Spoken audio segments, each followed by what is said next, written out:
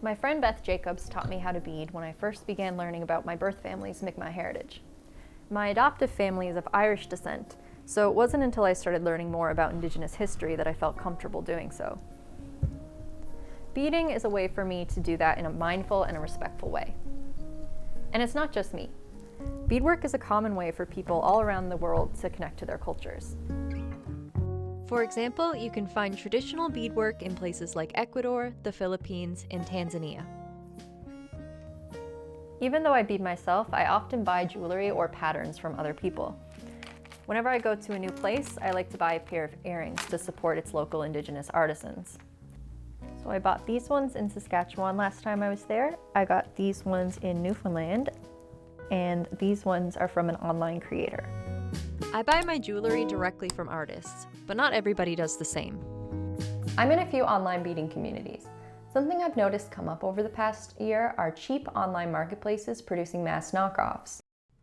Online marketplaces that sell just about anything at a low price, like AliExpress and Alibaba, are gaining popularity. One of the more famous ones is Temu. According to Statista, it was downloaded 480 million times within the last year. Business Insider reported that it was the most downloaded app by American Gen Zers in 2024. That's even more than TikTok. Indigenous artists' designs are being reproduced cheaply by these platforms. Let's take a look. So if you scroll down, you can usually find a pair that might have been copied. So for example, these ones, if you do a quick Google Lens search, you can usually find another version of the earrings. This looks like it's been posted by Red River Métis Marketplace by Lorna Sanderson. If you look a bit closer, you can see that the design is pretty similar to the one on the other website, and these ones are $55. The earrings you'll find on online cheap marketplaces are as low as $5 a pair, compared to what you'd find in stores like Beandigen. Beandigen sells authentically made Indigenous beadwork, and you'll find a pair for $30 minimum. We're going to go talk to Jayde, the co-owner of Beandigen, about how online marketplaces influence the expectations people have when they shop in-store. So it's a really big problem, and it creates a really negative expectation in terms of undervaluing the work that the artist puts in. Beandigen Café is my cafe here. So we're part cafe, part art space. So we sell a bunch of locally made Indigenous jewelry, Indigenous art.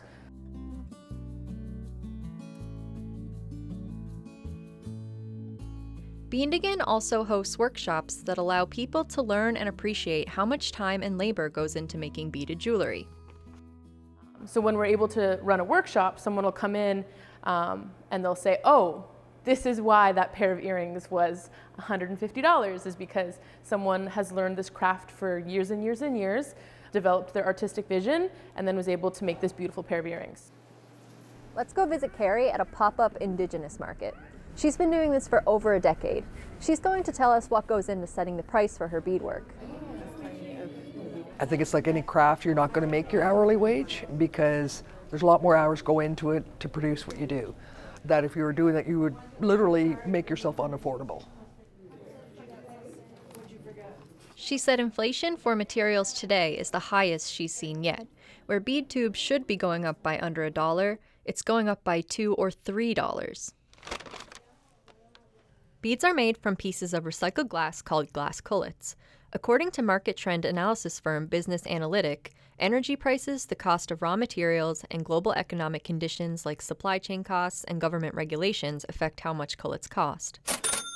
Since the pandemic, these factors have made the price of glass cullets go up, making beads more expensive. But demand for beaded jewelry is going up as well. According to Grandview Research, a market research and consulting company based in California, the global market size this year for beaded jewelry is estimated at $6.94 billion US. That number is expected to grow to about $11.68 billion by 2030. That's about 20 times what Statista reports the Super Bowl made from ads in 2023. Beads are getting more expensive. Artists have to negotiate between raising their prices and what customers have begun to expect from these online cheap marketplaces. But as we've just seen, the demand for beaded jewelry is booming, and artists are at risk of getting priced out of the market. I'm going to go sit down with Jayde to talk about the labor that goes into making a pair of beaded earrings and what cultural significance gets lost when we go for the online knockoff.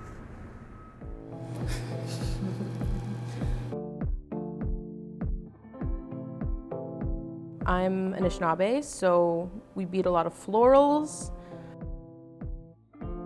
It's just something to me that has always connected me back to my home. The reason that I first started beading was that I moved to Ottawa. Once I got here, I recognized how much my community really meant to me. My first visit home, I put together a little kit of just beading supplies that were in my grandma's basement because it was something that reminded me a lot of being home, being with my mom, being at powwows, and just my community.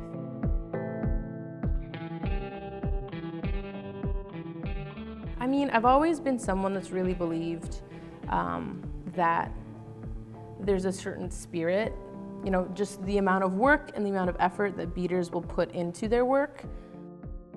When you purchase work that isn't created with that love and that care, you really miss out, I think, on a lot of those feelings and those good intentions.